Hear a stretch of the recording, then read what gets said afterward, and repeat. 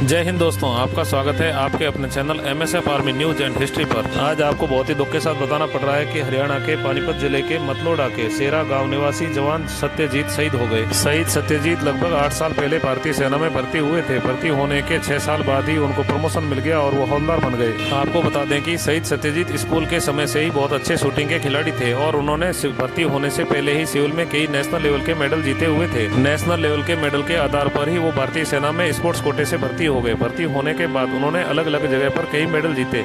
उसके आधार पे उनको सेना में प्रमोशन देकर हवलदार बना दिया गया। शहीद सत्यजीत अभी 2 साल पहले ही हवलदार के पद पर तैनात हुए थे और उनकी हाल फिलहाल पोस्टिंग 20 RR श्रीनगर में थी, जहां पर वो सेवाएं दे रहे थे। शहीद सत्यजीत सिंह के पिताजी सज्जन सिंह भी खुद भारतीय सेना से सूबेदार के पद से रिटायर्ड है और उनका छोटा भाई अर्पित जो कि गाँव में ही रहता है। आपको बता दें कि शहीद सत्यजीत की 2 महीने बाद 5 अप्रैल को शादी तय की गई थी। उसी सिलसिले में वो कुछ दिन पहले ही घर पर छुट्टी आए थे, जहाँ पर उन्होंने शादी की तैयारियां की और 9 फरवरी को वापस ड्यूटी पर गए थे। शादी की पूरी तैयारियां करने के बाद वापस ड्यूटी पर जाते समय पिताजी को बोला था कि शादी से कुछ दिन पहले ही छुट्टी पर आऊंगा। शादी की सारी तैयारियां हो चुकी है, लेकिन भगवान को तो कुछ और ही मंजूर था। घर पर तो आए, लेकिन वो तिरंगे में लिपट कर आए। सत्यजीत की ड्यूटी पर जाने के 2 दिन बाद ही उनके पिता सूबेदार सज्जन सिंह के पास फोन आया कि वो आपका बेटे के गोली लग गई और शहीद हो गए। सत्यजीत के शहीद होने की सूचना जैसे ही परिजनों को मिली तो पूरे परिजनों का रो रो कर बुरा हाल हो रहा था और पूरे गाँव में शोक की लहर दौड़ पड़ी। शहीद सत्यजीत के पार्थिव देह शरीर को सिविल एम्बुलेंस से उनके घर भेज दिया गया। उनके साथ में कोई भी आर्मी का जवान नहीं आया था। अब शहीद किस कारण से हुए इसका अभी तक पता लगाया जा रहा है। जैसे ही शहीद सत्यजीत का पार्थिव देह शरीर उनके पैतृक गांव सेरा पहुंचा तो आसपास से गांव से लोगों की भीड़ उमड़ पड़ी और शहीद सत्यजीत अमर रहे के नारे लगाने लगे। बताया जा रहा है कि शहीद सत्यजीत ने खुद ही अपने सिर में गोली मारी थी, इसलिए उनको सैन्य सम्मान के साथ अंतिम संस्कार नहीं किया गया। न ही कोई सैन्य टुकड़ी उनके अंतिम विदाई के लिए आई। पार्थिव देह शरीर को मोक्षधाम ले जाया गया, जहाँ पर बिना सैन्य सम्मान के उनका अंतिम संस्कार किया गया और उनके छोटे भाई अर्पित ने मुखाग्नि दी और वो हमेशा हमेशा के लिए पंचतत्व में विलीन हो गए। हम सलूट करते हैं, नमन करते हैं देश के ऐसे वीर जवान को जो देश की रक्षा करते करते अपने प्राण न्यौछावर कर देते हैं। जय हिंद।